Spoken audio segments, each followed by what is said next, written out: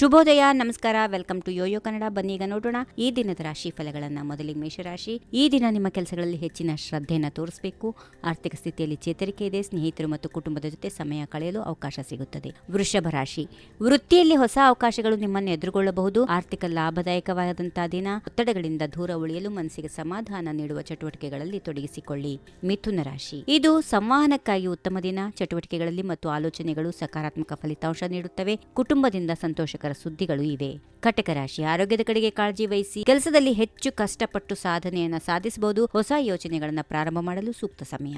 ಸಿಂಹರಾಶಿ. ಆತ್ಮವಿಶ್ವಾಸದಿಂದ ಹೆಚ್ಚಿನ ಲಾಭ ಕಾಣುತ್ತೀರಿ. ಆರ್ಥಿಕ ಹೂಡಿಕೆಗೆ ಉತ್ತಮ ದಿನ. ಪ್ರಯಾಣದ ಸಾಧ್ಯತೆಗಳಿವೆ. ಕನ್ಯಾ ರಾಶಿ. ವೈಯಕ್ತಿಕ ಸಂಬಂಧಗಳಲ್ಲಿ ಉದಾಹರಣೆಯಾಗುವಂತಹ ದಿನ. ಕೌಟುಂಬಿಕ ಸಂಗತಿಗಳನ್ನು ಗಂಭೀರವಾಗಿ ತೆಗೆದುಕೊಳ್ಳಿ. ಪಡಿತರದಲ್ಲಿ ಲಾಭದಾಯಕ ಶ್ರೇಯಸ್ಸು ಸಿಗುತ್ತದೆ. ತುಲಾರಾಶಿ. ಹೊಸ ಮಿತ್ರರನ್ನ ಭೇಟಿ ಮಾಡುವ ಸಾಧ್ಯತೆಗಳಿವೆ. ವೃತ್ತಿಯಲ್ಲಿ ಉತ್ತಮ ಫಲಿತಾಂಶ ಕಾಣುತ್ತೀರಿ. ಆರ್ಥಿಕವಾಗಿ ಚೇತರಿಕೆಯ ದಿನ ಸೂಕ್ತ. ವೃಶ್ಚಿಕ ರಾಶಿ. ನಿಮ್ಮ ಶಕ್ತಿಯು ಹೊಸ ಯೋಚನೆಗಳಲ್ಲಿ ಬಂಡಾಯ ಮಾಡುತ್ತದೆ. ಕುಟುಂಬದಲ್ಲಿ ಸಣ್ಣ ನಿಂದನೆಗಳು ಉಂಟಾಗಬಹುದು. ಶಾಂತಿಯುತ ಮನಸ್ಥಿತಿಯನ್ನ ಕಾಪಾಡಿಕೊಳ್ಳಿ.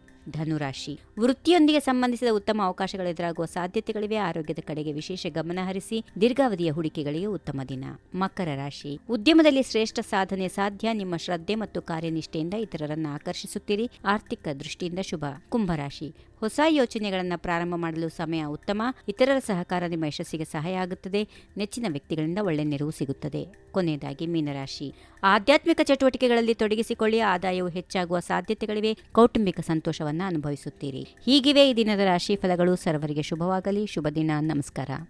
ಈ ವಿಡಿಯೋ ನಿಮಗೆ ಇಷ್ಟವಾದಲ್ಲಿ ಲೈಕ್ ಮಾಡಿ, ಶೇರ್ ಮಾಡಿ, ಸಬ್ಸ್ಕ್ರೈಬ್ ಮಾಡಿ.